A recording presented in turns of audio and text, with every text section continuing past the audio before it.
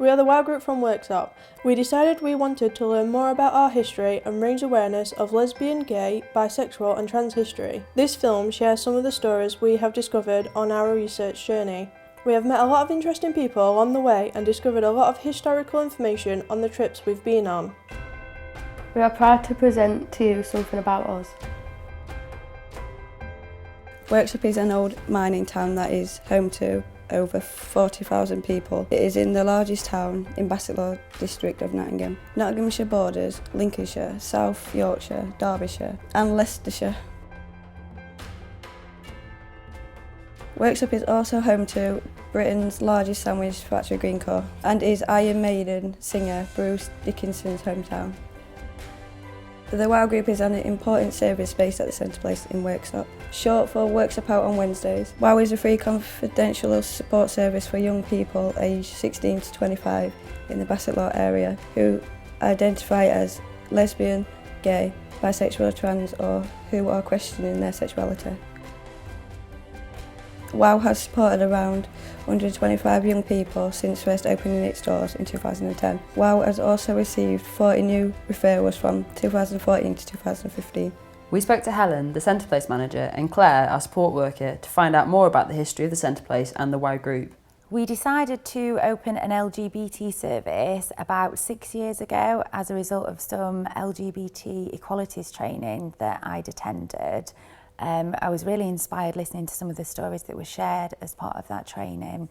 And as an organisation, we focus on promoting equalities and tackling inequalities within the area. And they were all part of setting up the group as well, so they decided the name, they decided the times and days and things like that, so they're quite instrumental in setting up the service. So there was a lot of hard work and effort that went into researching whether or not this would work in the local area and whether or not there was a need for this service. Started off originally with about 5 young people attending the service week by week, and we are now averaging about 20 young people attending, so that's a massive increase in the 5 years that we've been running. And we never imagined it would be as well accessed as it is. When we set it up 6 years ago, as we said, we were faced with some opposition.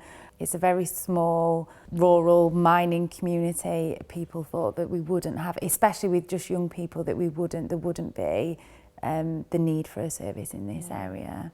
We wanted to document the activities at WOW, as we see this as part of Worksop's history. Week by week we have a programme of activities that the young people put together on about a 6-month basis. They all put ideas towards things that they would like to learn more about or go and do. We do a lot of LGBT related themed activities. So looking at LGBT in the armed forces, LGBT musicians, artists, various things. We won an award for a previous film project we've done, which was Beam. So it's like projection. We went out to Nottingham and we projected on a bike our LGBT themed video. And we won a film festival award for that, best film. We've been part of delivering some kind of LGBT awareness sessions in schools for the last kind of 3 years.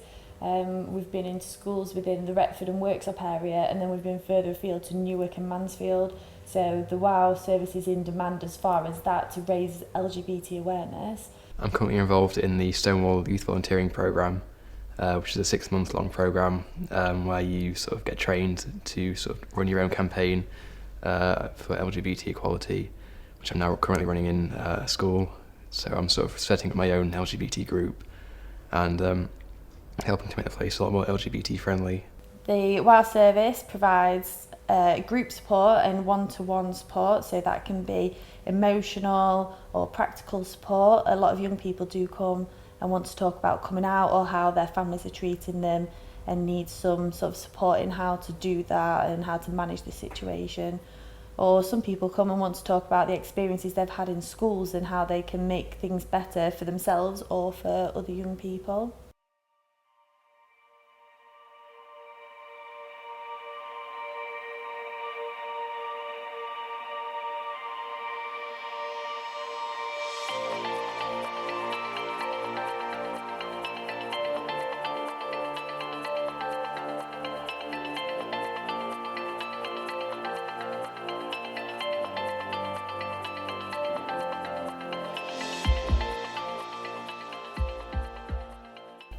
Well, when I first came to WOW, I never spoke to anyone, didn't really talk about my sexuality at all to anyone.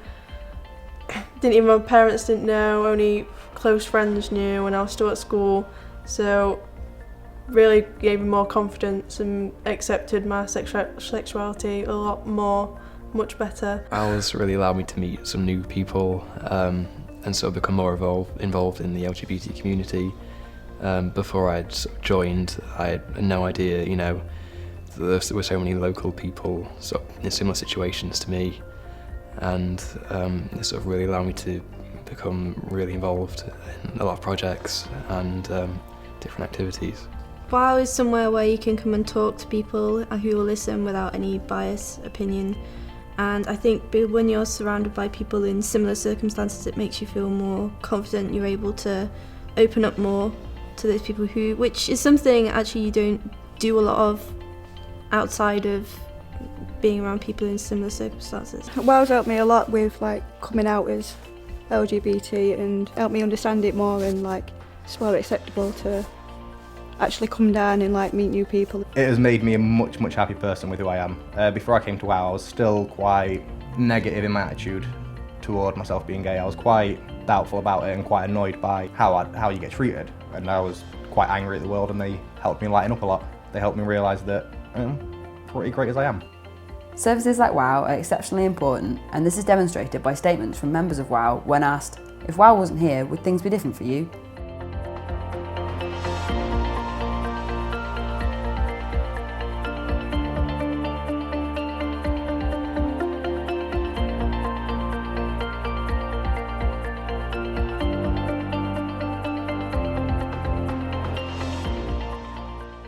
Yes, if WOW wasn't here, I probably wouldn't have come out to my parents as soon as I did. Probably would have been struggling a lot more. Wouldn't have the confidence I have now. For today, it's more acceptable for people to actually come out and be proud of who they are. Do you think it's because of things like WOW that's happened? Yeah, because there's more support groups now for LGBT people to go to and talk about the issues and that. But you couldn't do that back in the day because no one understood what it was about. I probably most likely wouldn't be out, and I wouldn't know some of the people I know now.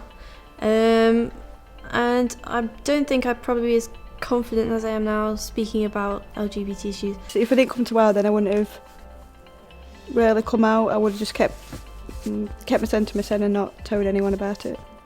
I had a very difficult home life when I was a kid. It was very homophobic, it was very abusive. That set me up quite badly. Until I moved to Worksop, I generally didn't have a lot. I didn't think a great deal about myself, about other people, or about the people around me. It wasn't until I came to WOW that I started to have a different perspective on it. That they sort of taught me that I could be happy, that things do get better.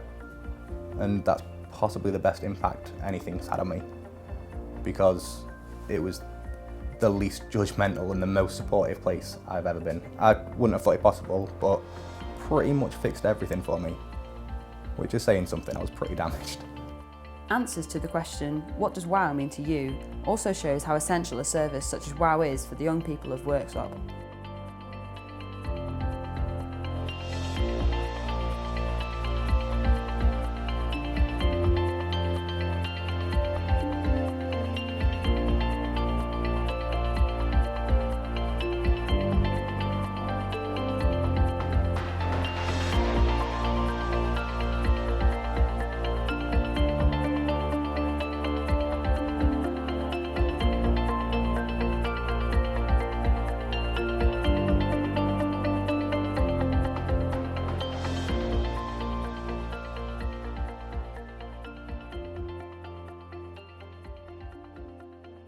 It's about providing that safe place where young people can come and feel confident and feel comfortable in their surroundings and know that they won't be discriminated against and that they will be treated equally and they will be supported by staff and, you know, peers that are accessing the service. Yeah. And I think some massive things that we've experienced have been where young people have been on the verge of kind of suicide because they've been ostracised from their family, they've been made homeless, and actually just having kind of the service there to support them, and knowing that there are other young people there who they can talk to and staff members who can practically and emotionally support them, has made them feel like no longer suicidal, and their mental health is kind of improved, and now they are kind of hold down full-time jobs and kind of run their lives as anyone should, really. Coming together once a week here and seeing staff and other young people is maybe the only time they get to socialise, to eat a meal with other young people, to feel part of something. And again, that is huge for young people and something that I think is really underestimated. Just from speaking to some of the young people that have had involvement at some point with WOW, the comments have been, you know, like, oh, it's been fantastic, it's really helped me. I really thought I was on my own. I think one of the biggest things that WOW offers is a good, safe place. I don't just mean physically, but emotionally as well. I was invited to talk to the WOW group when they first opened. Also, I was invited back for the first birthday. One young man got up and told his story, and then a girl got up, and it was very, very moving. I'm very proud of my association with WOW. As part of the WOW group, we have worked with and visited Outburst in Nottingham, a social support group for young LGBT people. We travelled to Nottingham to speak with Jess, a support worker at Outburst. So Outburst has been running for about 21 years, I think. It was in the old Base 51 building, which is in town. And then when we moved to NGY, which was about 4 years ago, Outburst came with it. Every week we try and have fun activities like games and arts and crafts. And then we'll sometimes have people in to do different sessions, like we have the police in to do things around hate crime. And then once every 3 months we have the NHS that come in and they do an Outburst only screening and advice clinic. At the minute we get between 40 and 50 young people a week. They're all from Nottingham, most of them live quite close to the city. Some of them from like Hucknall way, but most of them are quite close by. So WOW came here to NGY and then we kind of meshed the two groups together and did like a bit of a get to know you time.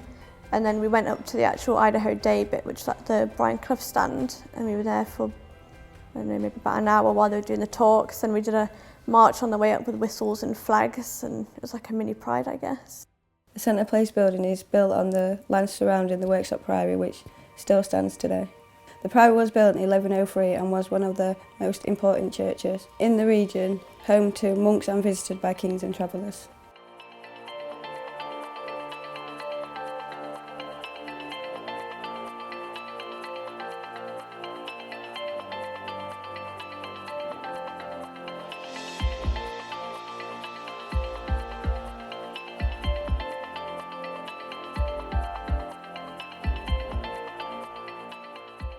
We were able to work out where the Centre Place building is today by comparing old maps. Once we found the Priory's Gatehouse on the older maps, we could roughly work out the Centre Place location on the current Abbey Street, previously called Back Lane. The area of Abbey Street developed in the 19th and 20th century, with houses and shops covering the area.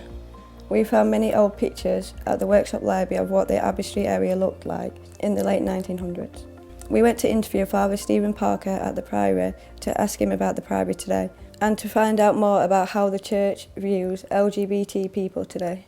You can't escape the fact that the church has declined over the past 50 years. Gone are the heydays of the 1950s when the Church of England was at its height in all her glory. People could just come in for all sorts of reasons. I've had people walk in because they've just had a car accident. I've had people come in because they've just been diagnosed with cancer. It tends to be in the extremes because people just want solace, people want somewhere to go to be still and to pray. And then we've had people come from Canada, from Australia, from America, from all over the world because Priory's old and they want to go and visit an old building.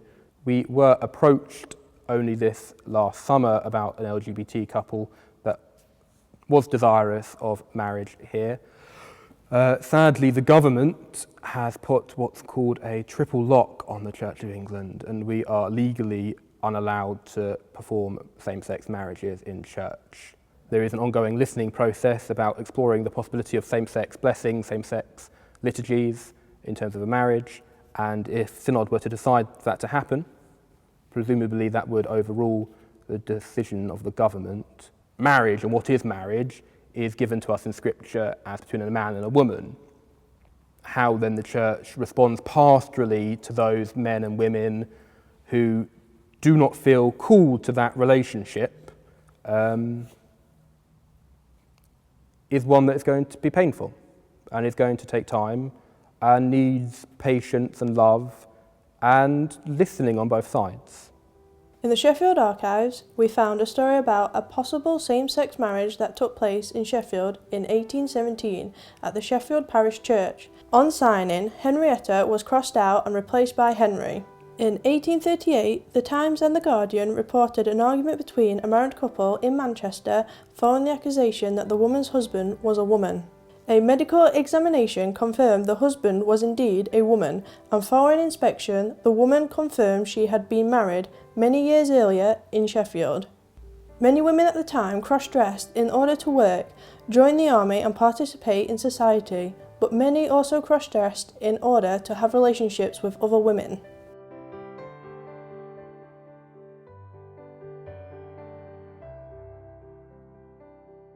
Kyle and Richie were the first same-sex marriage to happen in Sheffield.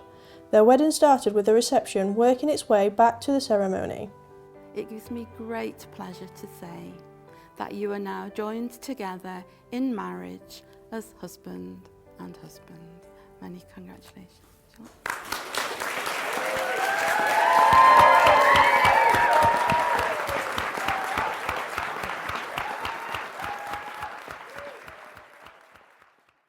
The general public's understanding of what the Church teaches is very poor. I don't think people understand what the Church says. I think actually the Church doesn't always recall her teaching. So the Catechism says that being of a same-sex orientation is not sinful. That is in the Catechism. It's not sinful to be of a same-sex orientation. It becomes sinful in the eyes of the Church when that same-sex orientation is acted upon. Now, that isn't particularly honing in onto a particular group, because actually the Church says any sexual activity outside marriage is sinful. So unless you are married, it's a life of celibacy. That is the teaching of the Church. By comparing some of the stories from the past with how it is to be LGBT today, we learn just how hard it was for LGBT people in the past. We discovered that Henry VIII passed the Buggery Act in 1533. The law defined buggery as an unnatural sexual act against the will of God. This meant that you could be hung if caught in an act of buggery or sodomy, a penalty that stayed in place until 1861. Interestingly, Henry VIII often used this law to execute monks and nuns to take their monastery lands during the Reformation. A case we found in the Sheffield Archives was Thomas Rogers, a 32-year-old Sheffield labourer who was executed in 1834 for committing an unnatural act with a work colleague. He was hanged outside York Gaol in front of a crowd of about 6,000 people. In 1864, John Scott from Mansfield, Nottinghamshire was aged 17 when he was sentenced to 6 months imprisonment with hard labour at the Nottingham Quarter Sessions for committing sodomy with William Cook. We saw the record of his criminal case in the original Quarter Sessions book. By that time, most sodomy cases resulted in imprisonment and hard labour. In keeping with the past, at Sheffield Local Studies Library, we read a variety of magazines published in different years to compare the content of LGBT publications. We looked at Gay Scene, February 1978. It was a 4-page newsletter published and released in Sheffield. The front page advertised the fact that there was a march in London to protest for freedom of speech. There were complaints on the lack of an LGBT scene and anger regarding the persecution of lesbian parents. Through looking at the magazines from different times in history, it was evident that as specific laws and events occurred for the LGBT community, things subsequently progressed for LGBT rights. However, there is still negativity within the media today. For example, a weekly columnist from the Worksop Guardian wrote a damaging article regarding the LGBT flag flying over Bassett Law Council offices for LGBT History Month. We found this out through speaking with Helen, Claire and Graham, who used to attend the WOW group. WOW service played a key role in getting the LGBT rainbow flag flown at Bassett Law Town Council down at Queen's Buildings in Worksop.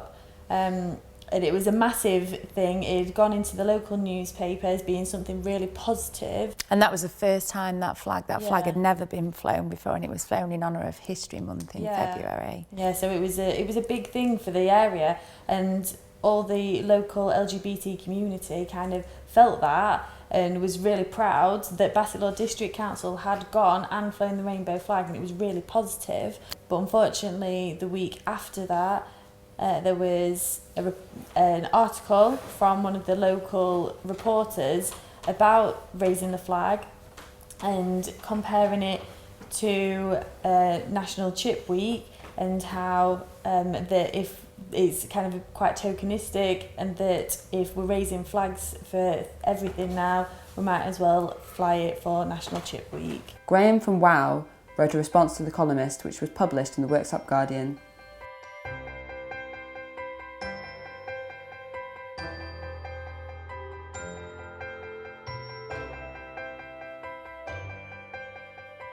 We spoke with Graham to find out more. Obviously having something quite close to you compared to a holiday for chips was quite shocking. We worked really hard to get a bit of recognition and sort of say, yeah, it's all right, everything's going to be all right, and to get the council to approve it as well. And then for someone to go into a public forum and then say some pretty dire things about us, it was quite shocking.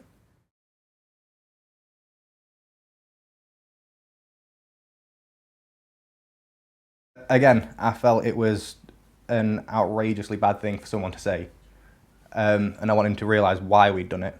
That we weren't doing it just for a laugh or just to be a nuisance. We were doing it because we go through life and we get treated pretty badly generally, and it was a way of being accepted by our council of our town, saying, yeah, it's all right, we approve, like, don't worry.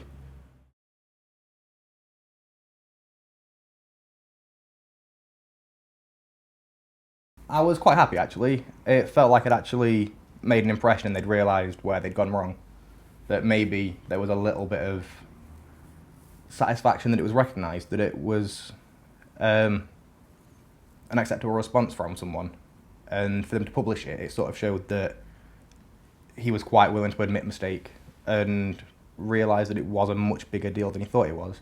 It wasn't just something he could drum up some attention for, it was something incredibly personal to people.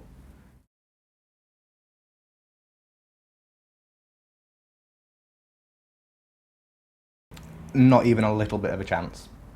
I didn't have the confidence or desire to try and help any situation. Coming to W.O.W gave me the outlet and confidence to actually be who I am. Another example of a current media article regarding the LGBT community is about the decline of the LGBT scene. Recently, NG1, an LGBT nightclub in Nottingham, dropped their LGBT tag. We wanted to speak with the people that are part of the Nottingham LGBT bars and clubs to compare past and present and to find out more about the importance of the LGBT scene. On a trip to Nottingham, we visited an LGBT pub called New Foresters. I've worked here for just over 4 years now. I've known about the pub for, well, since I've been out, which is 10 years. I was late coming out. The current landlady's had the pub for 14 years, but I do know that it was a gay bar in the 50s. The pub's a lot different now than what it used to be back then. There used to be a wall separating two halves of the pub. All gay pubs were passed on by word of mouth, and you then had to knock on the door and they'd pull a hatch back normally and decide whether they'd let you in. You used to have to knock on the outside door and they'd let you through the back, and then you'd have the gay people on one side and you'd have the straight people on the other side. First time I ever came in here, I'd actually escaped from home for an evening, and I heard about this pub and decided to come in and just have a try. It was very secretive, you know, you just didn't admit to being gay. You know, you were very careful when you went into a known gay pub who saw you going in and coming out. And it was certainly very much, in fact it was still illegal in the 60s. When it was still very secretive, you were always wary when you came out of a gay pub as to who was around, and you very much took note of that. But that certainly almost disappeared now. Back in them days, I don't think I would have had the guts to have come out. From what people have told me, from the older guys, because I work days, so I see more of the older guys, and from chatting to them about their experiences, I don't think I wanted to be around in them days. Really only ever visit gay pubs now if I go to London. Because like Nottingham, many of the gay pubs are disappearing anyway, as people become more accepting. The development of LGBT rights and acceptance was helped by influential historical figures such as Edward Carpenter, who was born in 1844. Edward Carpenter was a significant cultural and political activist who campaigned throughout his life on many issues of social concern. For over 40 years he formed a strong bond with people of Sheffield, living openly as a gay man in Millthorpe, Derbyshire. Friends of Edward Carpenter are raising funds to commission a work of public art to remember Edward Carpenter in the centre of Sheffield. We spoke with Mark from the Friends of Edward Carpenter to find out more information about this historical figure. He's part of our history, and he fought for the rights of people who were not being treated well in the society in which he lived, and that included recognising that there were gay people and that they needed to be recognised, and people needed to be allowed to be happy to be gay and live a life alongside everybody else and get on and love who they wanted to love. You only get to a place where we are considered equal, accepted in society, where there's nothing criminal about our behaviour, where things like equal marriage are, there for us all to take advantage of and enjoy, because people fought for it. It didn't just spontaneously happen.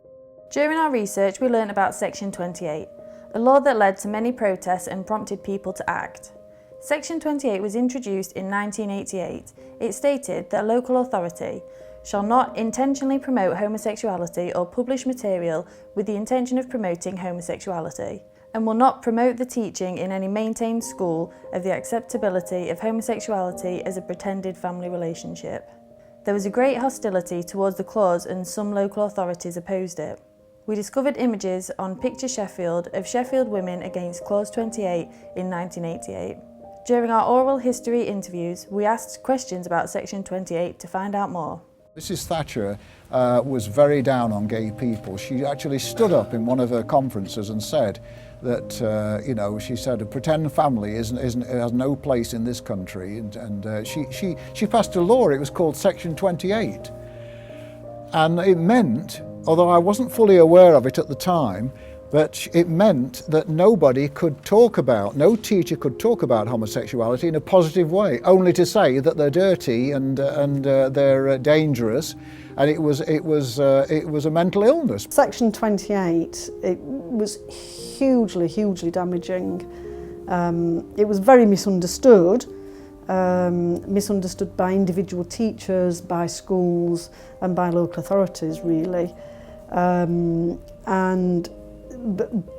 But the important point was that it was there and the damage was being done. So some schools burnt any book that mentioned anything about being gay, as long as it wasn't one of the classics. So none of Shakespeare's books were burnt, or other great writers. They all stayed intact. The saddest thing of all was that young people who were in schools at that time were not getting the support and information that they needed in terms of things to do with their sexual identity. At school we were never taught anything about LGBT issues. I mean, it wasn't even mentioned. You wouldn't really know that we existed. I really think if it wasn't for the fact that we now have access to things like the internet, I would know nothing about these sort of issues. I would have no knowledge about what it means to be gay, or I probably would not have come out if it wasn't for the internet, because we were not given any support or advice in school. And I think really that's sort of one of the effects of Section 28 that's lasted. Section 28 was repealed in 2003.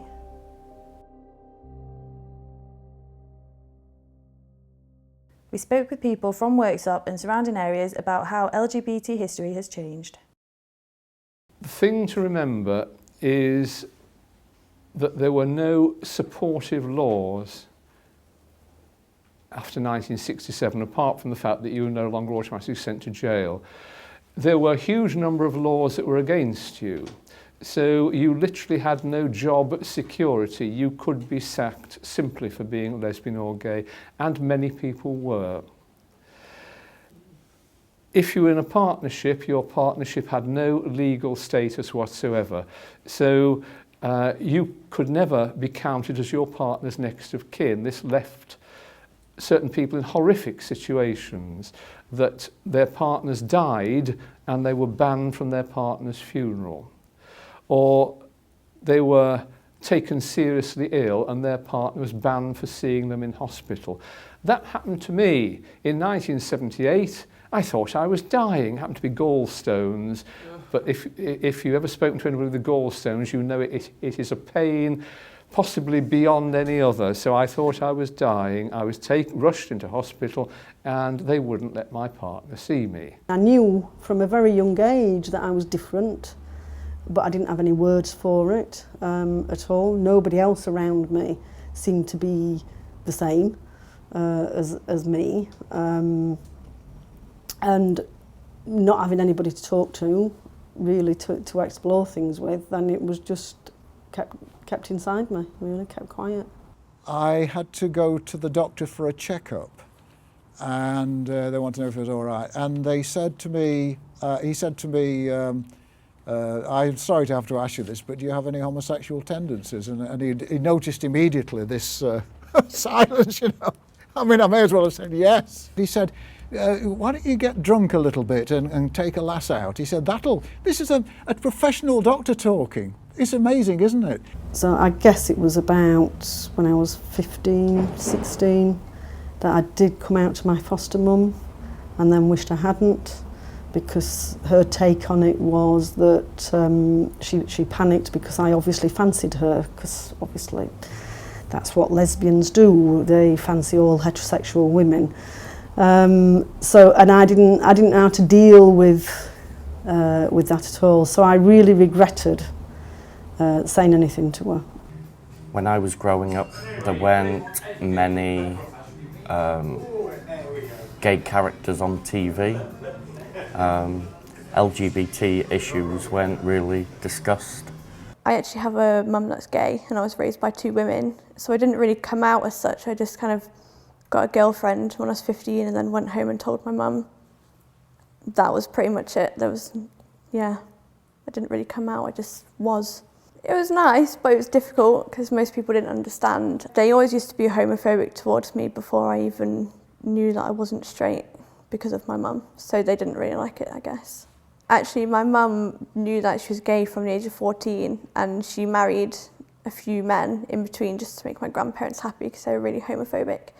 And it was only when she was about 40-something that she actually came out and as a lesbian, so she really struggled with her sexuality. Growing up in Retford was very, very difficult. There were multiple times I felt unsafe or angry at how I was being treated. People threw glass bottles at me walking home from work just because they knew me from school and had heard that I'd come out, and they seemed to find it absolutely ridiculous that someone could be gay.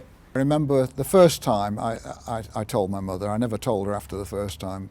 She just looked at me and she shook her head and she said, "You make work for me." And that's the amount of support I got. My father couldn't even bear to speak my name. It was a bad time. And so basically I'm cut off from my family. And I started to write my gay books. The first gay book was Lost Lad, which was published in 2003.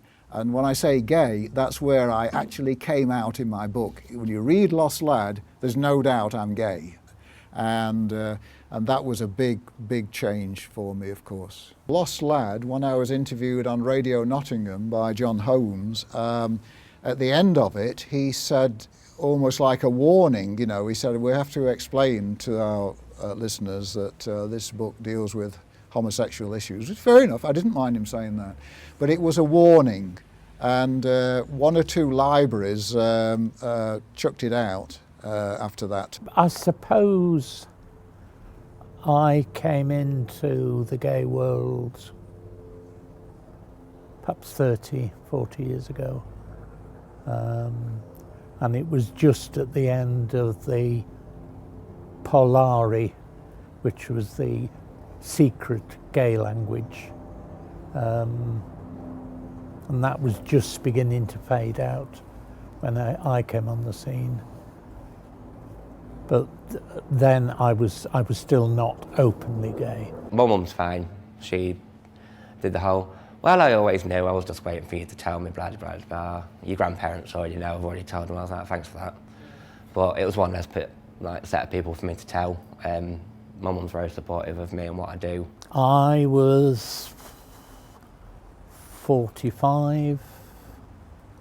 I'd been married for 19 years, had 2 children, and just decided I couldn't live the lie any longer.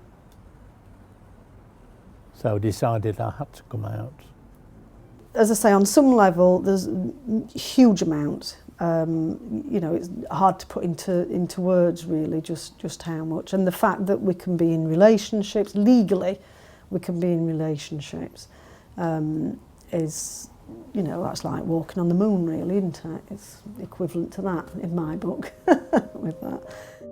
The 1960s saw LGBT bars being targeted by police. It was illegal to serve members of the LGBT community alcohol or for LGBT people to dance with each other. In New York on June 28, 1969, the patrons of Stonewall Inn fought back. This was the first time in recorded history that the LGBT community openly opposed the harassment and stood up for themselves. People in the crowd were said to be shouting "Gay Power," and as news of the riot spread across the city, hundreds of LGBT people from black, white, Hispanic and predominantly working class backgrounds gathered around the Stonewall Inn to join the riots. The protest continued for 5 days. The Stonewall Inn's rebellion is an iconic moment in history. It was the first time that people in the LGBT community, actually stood up and said, no, we have every right to defend our own rights, our own equality, as much as other civil rights movements do. So the pubs, clubs, newsletters, social groups, political campaigning groups, all those things sort of grew out of the Stonewall riots, and not just in this country but in other parts of the world as well. You know, we're very lucky to live in a time and a place that has this kind of equality, but that wouldn't have been possible without what early generations have had to do and have had to fight. And I think we all of us owe a great debt of thanks to older LGBT people who actually stood up and made that fight. I mean, homophobia has not gone. Most people will experience it sometime in their life. But the point that we can say now is that the police, by and large, will be supportive if you've been a victim of homophobia. Whereas 20 years ago, the police used to lurk in public lavatories, dressed in casual clothes, trying to entrap gay men. They had what they call the pretty police. And this is true. For many years, the police would lurk in public lavatories, trying to convict gay men of public indecency offences. Happily, we're now in a situation where we can have events like this that are a celebration, where the police here and elsewhere in the country are standing alongside us and are doing everything to help us to do this. So it's a wonderful thing to see. After the riots, discussions took place and a new organisation called the Gay Liberation Front formed. Today, Pride events are held annually throughout the world towards the end of June to mark the Stonewall riots. The WOW group annually attends Nottinghamshire Pride and other prides, including in London. So for the last 5 years that we've been running, every year we have taken, I think, probably in total about 80. Just over 80 different young people to Nottingham Pride. So each year we make an effort to attend, and we have attended the committee meetings as well. So I've been down to the meetings and taken groups of young people from the WOW service to have their say really of what they think the Pride event should look like for the young people. We've also been supported by Stonewall to go to London Pride for the last 3 years. 3 years, yeah. And we've taken it'll be about 30 different young people to that. The first ever London Pride WOW went to was amazing. There was about 250,000 people, I think, was there watching us all on the parade, and at one point there were people taking photos of you, videoing you, and towards the end of it we're just running down, high-fiving all these people. It was the best day ever, that people were just there to support the LGBT community and nothing negative, it was all positive. London Pride was the first Pride that I went to this year.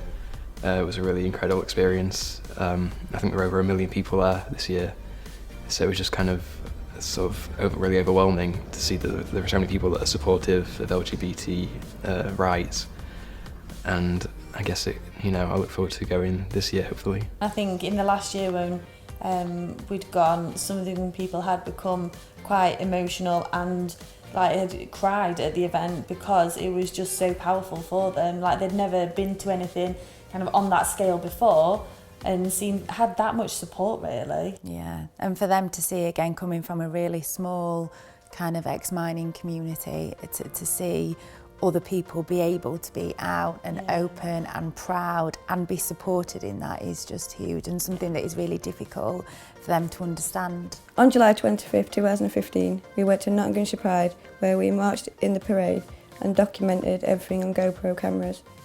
After the parade, we interviewed over 20 people to find out more about LGBT history and their own personal experiences. I think it shows how much culture has changed about the people that have been here this weekend as well. Yep. You wouldn't have seen the amount of families here 5-10 years ago. Yep. And the Children. Children around and stuff like that. It's now a much more relaxed rather than a political thing. It still has its roots in politics. You've still got Stonewall here. You've got people like us Yep. sort of fighting the fight. But to a certain extent, that's because we've been doing that for decades. And there's still places to go, but it's very different to when we were younger. Yeah. I went to my first Pride, the first Pride ever actually in London in 1973, and I was 16 years old, so that was great fun. But people tended to hide away back then, really. Because remember, it's not until 1967 that homosexuality was decriminalised, and then it was between men consenting over the age of 21, so it was very, very different. I've supported Nottingham Pride for probably like the last 6 or 7 years. I think it's very important to support your own local pride, otherwise they may not carry on. I've been to hundreds of them. London, Brighton, most of the Nottingham ones since we've been here for 12 years, so no, I love Pride. One thing I did notice, and I thought about when we did the parade, the march through town, I felt that there was a lot of acceptance by people who were just sort of doing the shopping and watching, and people taking photos, filming, and just generally friendly. So, and I think that is a massive improvement to how it would have been many years ago. So, I think there's a lot of acceptance. Yeah, we've got to keep making sure that we don't lose what we have fought for over the last 50 years. And if you look at other countries, I mean, Russia. And others as well, you can see how easily rights are lost. So it's important that doesn't happen here. And by having a Pride, or prides all around the country now, I think it's very, very important, because it's a statement from LGBT people saying, we're here and we're here to stay.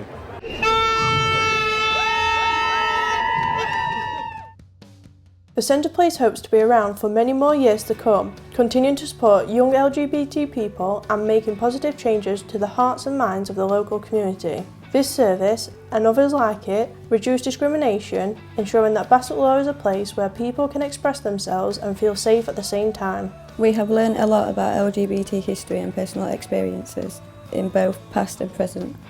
Although there is still a way to go in terms of complete equality, this journey has exposed to us the rich history of the LGBT community, highlighting the hard work of those past and present to get us where we are today. Here's to continuing the journey, to pride and to celebration, to equality and understanding. Here's to Centre Place, and here's to WOW.